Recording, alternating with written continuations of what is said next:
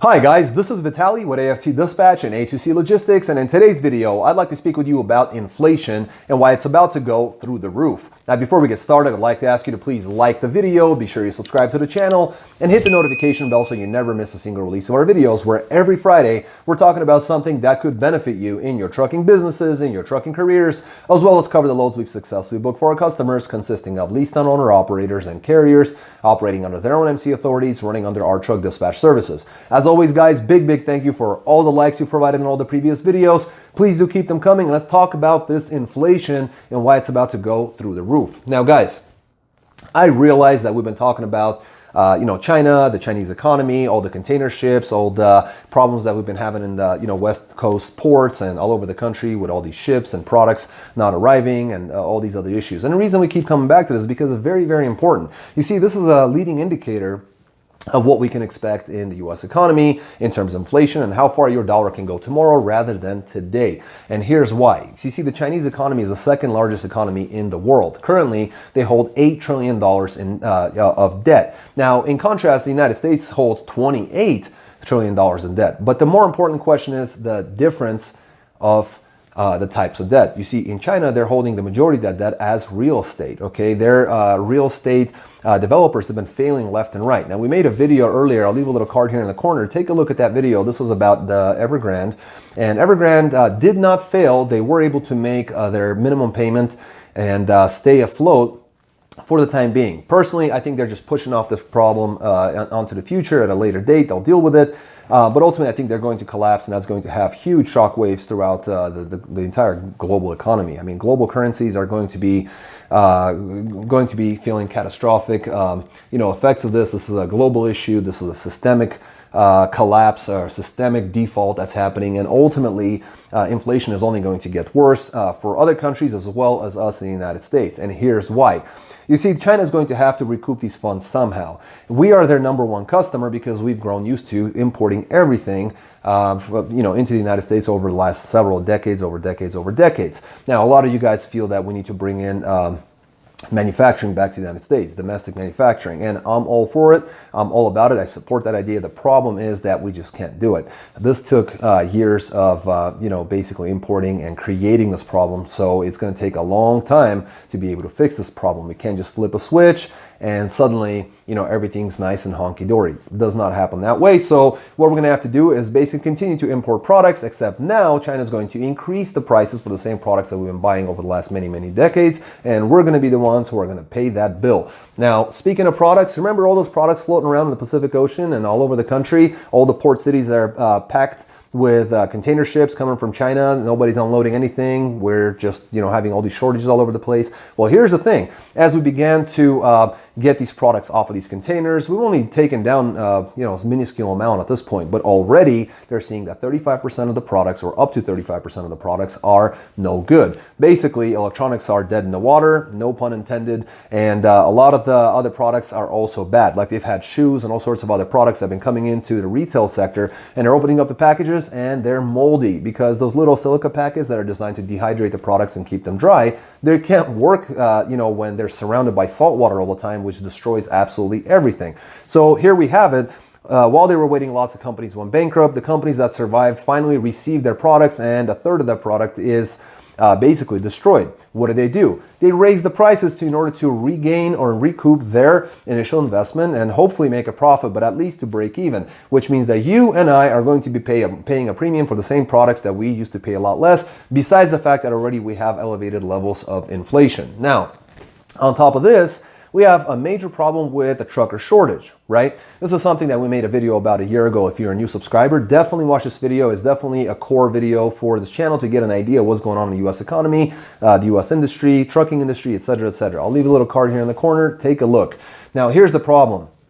We have this trucker shortage, and we also have the CEO and president of C.H. Robinson, Mr. Robert Biesterfeld, and he comes out with a wonderful idea. He says, guys, I got this figured out. What we got to do is take the immigrants, train them, make them truck drivers, and let them drive throughout the United States. Hey, fantastic idea. I support that very much. However, there's one little problem. Recently, the U.S. administration, our admin out in Washington, D.C., has basically been saying, look, we need to give these people money. So they've decided to give them $450,000 a pop, up to $900,000 per family of 2 or possibly more. And what they're going to do is provide them with this money in order to start a new life here in the land of opportunity. The question I have is this. There are 5,600 of these folks who might potentially qualify for this money. We're talking about, $500,000 a pop per individual. At 5,600 people, we're talking about $2.5 trillion. This is in addition to the $3.5 trillion spending package that they've been trying to push through Congress. This is in addition to all the trillions of dollars that we've been printing over the last 18 months. And this could go up to $5.6 trillion, I believe, in just the money that's given to the immigrants that have crossed the border illegally and were inconvenienced because they were separated from the kids from the parents. So, hey, there you go, $500,000. Now, the problem is that as I see it, and I might be wrong, but do you think that these folks are going to take that $500,000 invested into the trucking industry, buy trucks, hire drivers, become company drivers themselves, lease on as owner-operators, start, become carriers, open up their own MC authorities, and basically become part of the trucking industry? Or do you think they won't be doing that? So let us know in the comment section below. Would love to hear your take on all of this. But ultimately, guys, I'm telling you, inflation is going to go through the roof and here very, very soon. Now, guys, if you haven't liked the video, please smash that like button for us. Make sure you subscribe to the channel. I'm going to switch over to camera. We're going to look over the loads that we book for our customers, and I'll see you guys in just a moment.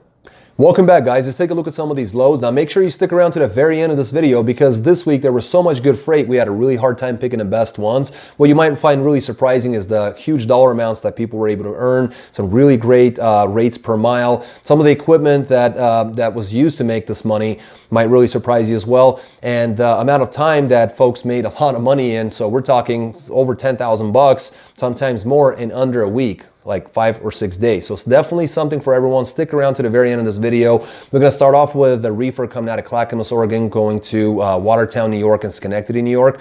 Now, this was a very easy one. It was 8,000 pounds light load of frozen pizza, running 3,000 miles, booked at $10,200, which got him $340 a mile on a ton of miles. Took him 6 days to run this load, easy in and out, kind of a run, made over 10 grand, called it a day. Next, we got ourselves a step deck. Those of you who followed our channel for some time, I'm not a fan of step decks, only because that market never really bounced back like vans and reefers did. Now, in this case, it's an exception, and I'll explain why. Now, this gentleman ran out of Ishpeming, Michigan, and White Lake, Wisconsin, going to Rochester, New York. It was a 45,000 pound load of hardwood flooring. Some tarping was required. 983 miles booked at $4,500, got him $458 a mile. Then right out of Rochester, New York, zero deadhead. Took a load going to Boston, Massachusetts. It's a 45,000 pound load of silica bags with tarping required. 392 miles booked at $2,000, got him $510 a mile. Then Willimantic, Connecticut, going to Lowellville, Ohio. It's a 46,000 pound load of recycled materials and bags. No tarping required on this one. 562 miles booked at $1,200, got him $214 per mile. And then out of Pittsburgh, PA, and Indianapolis, PA, Indiana, going to Chaparral, New Mexico. This was a 30,000 pound light load for a step deck. It was 3 heaters and an engine. Some chaining was required on this one. 1,780 miles booked at $5,800, got him $326 per mile. And all in all, this gentleman ran 3,717 loaded miles, only got 105 miles of deadhead, gross $13,500 in gross at $363 per loaded mile average, running Saturday to Saturday. And what's interesting is he did all this without having ramps or load levelers, which certainly reduced the amount of loads that we can choose from. And he only has an MC authority of only 2 months old. So really, really well done. By the way, that's over $1,900 a day running a step deck. Very, very well done. Next, we got ourselves a reefer coming out of Effingham, South Carolina, going to Tip City, Ohio. This is a 39,000 pound load of canned goods, 592 miles booked at $1,450, got him $245 a mile. Then Newcastle, Indiana to Alpharetta, Georgia. It's a 12,000 pound light load of deli meats and pork, 552 miles booked at $3,000, got him $543 a mile. Then Conyers, Georgia, going to West Deptford, New Jersey. This is a 25,000 pound load of palletized adhesive, non-hazardous materials, 794 miles booked at $2,300, got him $290 a mile. Then Vineland, New Jersey to Shelbyville, Indiana, 42,000 pound load of mandarins. This is a 685 mile run at $1,900, got him $277 a mile. Then Mason, Ohio to Memphis, Tennessee, 6,000 pounds, super light load of fresh meat, 508 miles, booked at $2,200, got him $433 per mile. They finished off with West Memphis, Arkansas, going to Harrisonville, Missouri, 13,000 pound load of foodstuffs, 409 miles, booked at $2,000, got him $489 a mile. This driver ran only for 6 days, running Monday to Sunday, grossing $12,850 in gross at $363 per loaded mile, running 3,540 loaded miles. Now, this driver is a very, very strong one. He likes to run East and Midwest and then come back. Definitely did that this week and made over $2,100 per day. Reefer, $2,100 a day. You see why I like him. Next, we got ourselves a dry van coming out of Burgeonstown, Pennsylvania, going to Pooler, Georgia. It's a 35,196 pound load of packaged lubricants. We also ended up doing a 34-hour reset on this load. 688 miles, booked at $2,400, got him $349 a mile. Then out of North Charleston, South Carolina, going to Bristol, Tennessee. This is a 40,000 pound load of yarn and was basically getting them out of a bad area that he went to because he lives there. And it's 340 miles, booked at $1,300, got him $382 a mile. Not bad for coming out of a bad area. Then out of Chilhowie, Virginia, going to North Lake, Illinois. It's a 40,000 pound load of plastics, 658 miles, booked at $1,725, got him $262 a mile. Then Sussex, Wisconsin to Nashua, New Hampshire, 44,292 mile or a pound load of printed materials or printed matter. 1,113 miles, booked at $4,300, got him $386 per mile. And all in all, he ran 2,799 miles, not a lot of miles, running Friday to Friday. Grossed $9,725, averaged $347 per loaded mile, and got his 34-hour reset in. So he ended up doing that in 5.5 days. So just under 10 grand in 5.5 days. Very, very well done.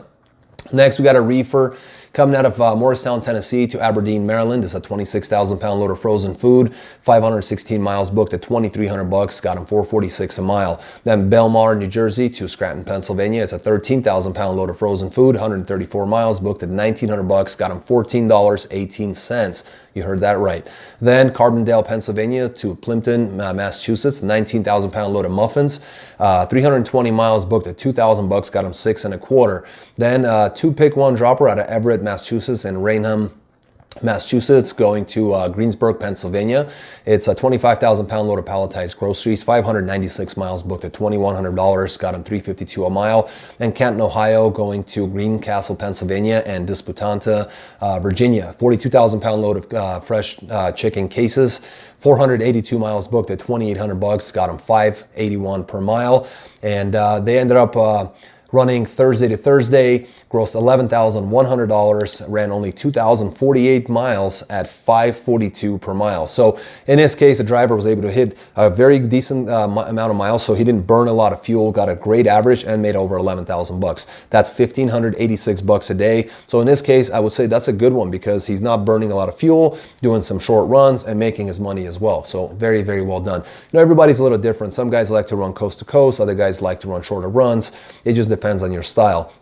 Next, we got a dry van coming out of Boise, Idaho, going to Brenningsville, Pennsylvania. It's a 22,000 pound load of chocolate bars, 2,409 miles, booked at $7,500, got him $311 per mile on lots of miles. Then out of Mountaintop, Pennsylvania to Sioux Falls, South Dakota, 35,000 pound load of plastic, 1,254 miles, booked at $2,900, got him $231 per mile. And then finally, T, South Dakota to Ankeny, Iowa. It's a 20,000 pound load of toys, 279 miles, booked at $1,100, got him $394 a mile.